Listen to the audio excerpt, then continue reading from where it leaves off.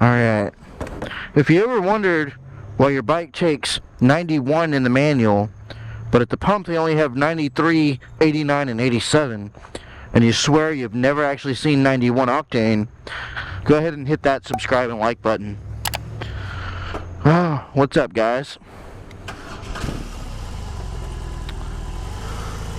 So, this morning, I'm heading to set up drum mics so that I can track drums, and if I get a chance, I'll try to layer the guitars, or not layer the guitars, but re-record guitars over the song that we started the other day.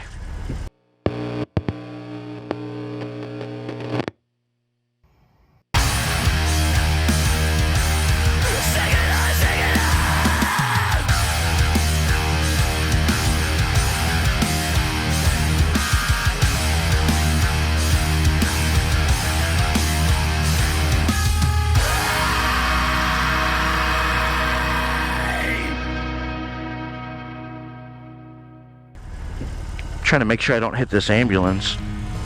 Oh, I'm gonna miss the green light. Yeah, I am. Oh well. Whatever. It's a little chilly, but I like riding in the cold, because I can wear all these layers and I don't feel too bad. And I love wearing my thick leather. Thick leather is where it's at, because like I get way too hot. And this leather jacket I got, it's by a company called Ryback. I got it at a Revzilla hosted an event called, I think it's called Ride On Moto, a couple years ago.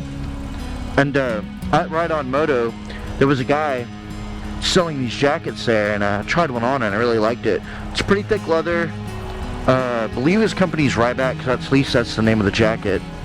And it's convertible, where you can zip up this wool liner on the inside, and it's got little thumb holes for your thumbs inside the wool on the end right here, the little sleeve. You can't really see it, I don't know, try to make sure the light's not turning green. See that little hole there? Can't tell if you guys can see it or not, but I don't really use it because my glove, it feels awkward. Then I got like this wool sleeve kind of going over the handles, or over the hell are those called? Oh, I thought it was gonna turn green for me. But then I'll have wool going over my grip, and I don't really like that, especially because my grips are heated. It's not cold enough, at least not yet, where I have the grips on right now. I'm actually in roll mode too. I'm actually gonna change, well, it's already green. It's gonna change into rock mode, but we will go slow. Yeah, we're heading into the studio so that we can record drums to the song we started. And I know I talked about the song, I talked about wanting to record like seasonal songs and what I think of Christmas and seasonal. It's probably not what you think, you know, when you think of the holidays. Like, to me, it's just different. I don't know how to explain it, but that's like the kind of sounds that go into my head when it becomes like cold weather. I get a completely different idea. But yeah, we're gonna set up drums. I'll probably tune them. I don't know. A lot of times I just kind of get a really basic sound. I'm not really like a stickler for getting them perfect, and like if I'm really gonna be working on something, I probably will. But for just getting a quick sound to show you guys, I'll get a quick tune up on the drums and then put some mics on them so I can show you guys how they're gonna sound. And then I'll probably run through, play them individually so you hear how they sound. And then after we get the drums layered down, I'll retake guitar. I'm pretty sure I'm gonna keep it solo. If I do split it, it'll probably be a mic technique or something. I'm not exactly sure. We'll see when I get down to it. But I'm thinking I kind of like the idea of just having a single guitar on it and then a single bass. I really like the way it's driving that way. The most craziest thing I might do is I might reamp it into a second amp. But then again, I really like the way that amp sounds by itself too, so I might not. I'm not sure. will end up singing whenever I do it. But layering the guitar down, but I want to have the drums to go there too.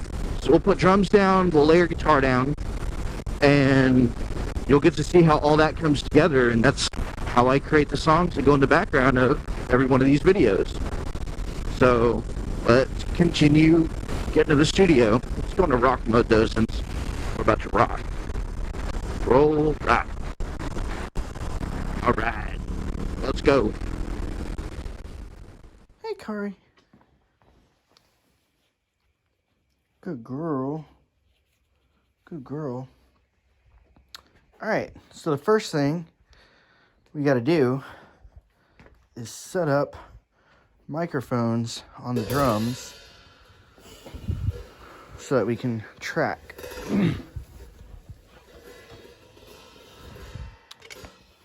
So I usually keep the drums covered so they don't really get a lot of dust on them. And that way I can kind of keep my setup the way I need it, just so I can quickly jump on for things that I need. So sometimes I leave some cables running up, which I have some cables on the floor down there. Actually, those look like guitar cables. Well, actually, those bags are my microphone cables, so I need to run my mics around. And I did leave this one on right here. This is the attachment here. So, like I said, sometimes I leave these on. And then I run a single mono up front for the room sound. And then I usually run overheads, 2 overheads. I don't really do a stereo room sound in the microphone for just the quick things. I just kind of edit my overheads to be my overheads, and the punch out of the drums would be the center mono channel. That's my preference. But it also depends on things you're doing. All right, so let's grab some microphones. Let's see. So, this is my Shure SM57. I'm going to use this on the snare drum, so we're going to need that. Put it down there. Oh, and I just dropped my SM57, and those things are like hammers. They're such a workhorse, so I'm not really that worried about it. This is my Audix i5. This is kind of Audix's answer to the SM57. Good mic. It's kind of got a different sonic character than the 57. Works great on snare still. I actually like to use both of those together on the snare. One on top, one on bottom. And depending on the song, I choose which one I want on top or on bottom. My Audix D4. This one's going to go on the floor tom. So we're going to use that. Let's see what else I got. That's my Audix D2. This is going to go on my high tom.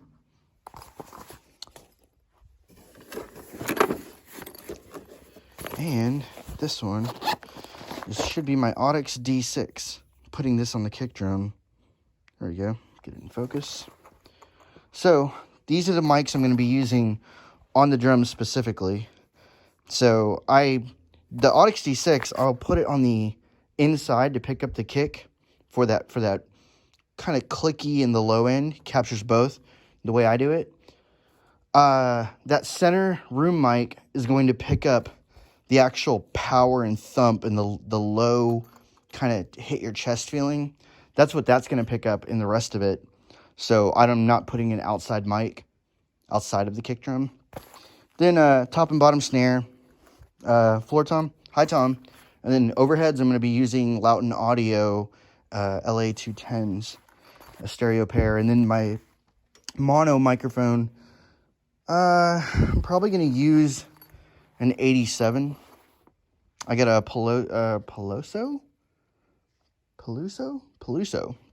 87 as a single mono. And that's it. So let me get these hooked up for you guys.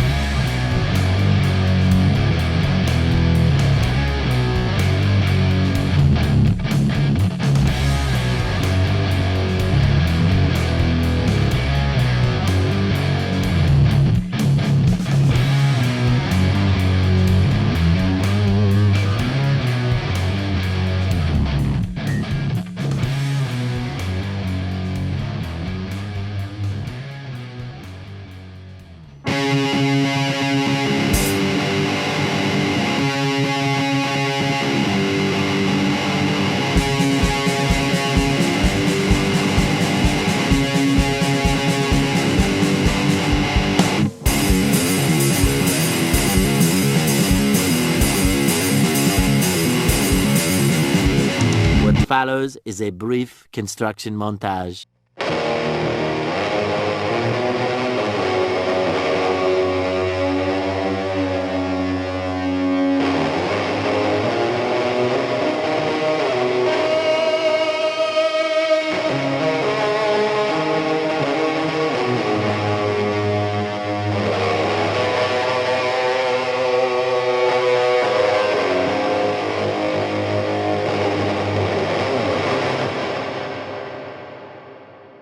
We hope you enjoyed this brief construction montage.